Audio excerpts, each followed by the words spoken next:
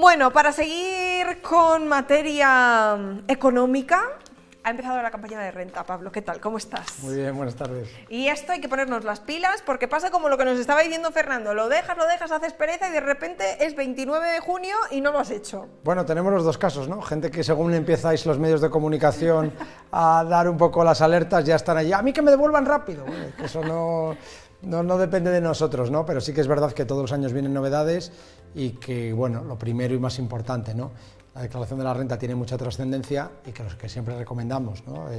Dedicarle algo de tiempo, ver muy bien los datos, analizar muy bien con el profesional que te ayude a hacerla, pues qué cosas te afectan, qué no te afectan, qué novedades hay, por qué todos los años aparecen nuevas casillas, tengo que declarar en esas nuevas casillas, bueno, pues todas estas cosas que al final un error ahora igual no pasa nada, pero dentro de 2 o 3 años o hasta 4 años revisan y ya es lo que dejaste declarar, lo que no pusiste, la revisión, el trago que no es normalmente muy agradable, la sanción, los intereses, bueno, pues todo eso al final suma mucho. Yo creo que por un poquito de tiempo que le dediquemos ahora evitamos muchos perjuicios a futuro, la verdad. Bueno, en materia de novedades, hay muchísimos sectores de la población que se ven afectados. Sí, yo creo que cada vez más Hacienda somos todos, ¿no? Hay, bueno, pues sobre todo en materia de información, ¿no? Y hay algunas cosas que yo creo que, bueno, pues que son importantes, pues por ejemplo los autónomos, ¿no? Que todo el que sea autónomo, normalmente es algo que la gente ya lo sabe, pero bueno, alguien que igual se haya dado de alta en este último año 2022, los autónomos todos tenemos que hacer la declaración de la renta. Hay unos parámetros, el que ha ganado desde más de 1.000 y desde más, o sea, pérdidas de más de 500 euros, es decir que, bueno, prácticamente mi recomendación, y por hacerlo sencillo, es que todos los autónomos tenemos que hacer la declaración de la renta, sí o sí. No, aquí no hay ningún tipo de dudas.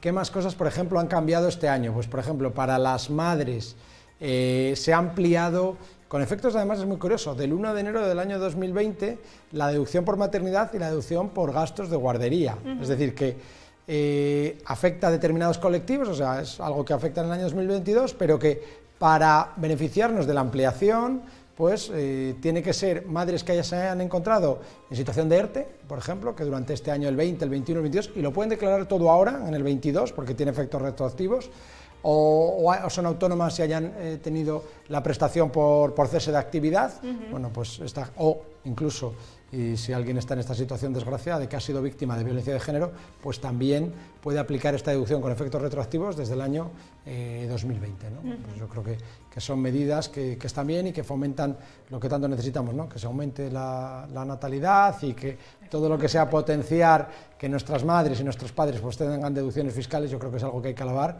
pero bueno, que es importante porque además es una cosa específica que se puede dentro de este año aplicar 3 años, 20, 21 eso es muy y 22. En materia de alquileres, por lo que he estado echando un vistazo, tampoco hay grandes novedades. No hay grandes novedades, es algo además recurrente que nos pregunta todo el mundo, pues por ejemplo, si eres el propietario, hay que declararlo, que esto es algo que te pregunta la gente y que además, pues desde todos los alquileres, tanto para el inquilino como para el propietario, aunque es verdad que aquí hay diferencias en función de algunas comunidades autónomas, pero bueno, desde el año 2015, pues no tiene prácticamente incentivo el alquiler, pero sí que está muy controlado. Pero aquí sí, ¿eh? Aquí en Castilla y León, según las circunstancias, sí, efectivamente. O sea que, miradlo. Entonces, bueno, pues sobre todo que hay que declararlo, que como bien decías, pues que los arrendatarios, los inquilinos, en función del tipo de horquilla de los ingresos que tengan, porque además esto conjuga con el tramo nacional, pues pueden tener unas deducciones, bueno, 10%, que es un importe incluso más a nivel autonómico, con lo cual,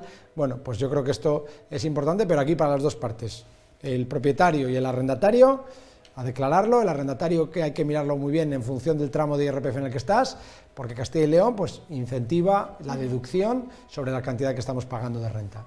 Luego las casillas nuevas que comentabas, ¿no? Con la ayuda al bono cultural, las ayudas al alquiler que se han estado poniendo en práctica los últimos meses y las ayudas de 200 euros para las personas. Sí, pues, toda esta gente, igual que bueno, pues el año pasado comentábamos con el ingreso mínimo vital, toda esta gente que recibe alguna ayuda, aunque sean de muy poco importe, como son son estas de este año, tienen que declararlo, y unido a estas casillas se ha creado una casilla para declarar las transacciones en criptomoneda, que esto era algo que muchas veces no teníamos cómo hacerlo. Bueno, pues ya se ha declarado aquí una casilla específica, e incluso se ha puesto otra casilla específica también para las transmisiones de bienes inmuebles, derechos reales. Bueno, nos van complicando cada año un poquito más. Y los Bizums, que parece que ha sido ahí como... Desde luego. Como la propinilla que te da tu abuela, ahora es en Bizum. Bueno, pues ojo, cuidado con los Zooms. Sí, aquí hay dos cosas muy importantes respecto a los Bizum. Bueno, pues por una parte, si los ingresos en cómputo tal superan los 10.000 euros, esto hay un famoso presentador de televisión a nivel nacional que hace Bizums y que un día comentaba que ya su asesor le ha dicho que deje de hacerlo porque debe haber superado los 10.000 euros en transacciones, con lo cual esto puede tener importancia. Para la mayoría de la gente no hay problema, pero sí que también hay que declararlo pues cuando alguien hace algún tipo, pues no sé, autónomos que cobran por Bizum. Rentas que se pagan, ¿no? Al propietario que se le paga la renta.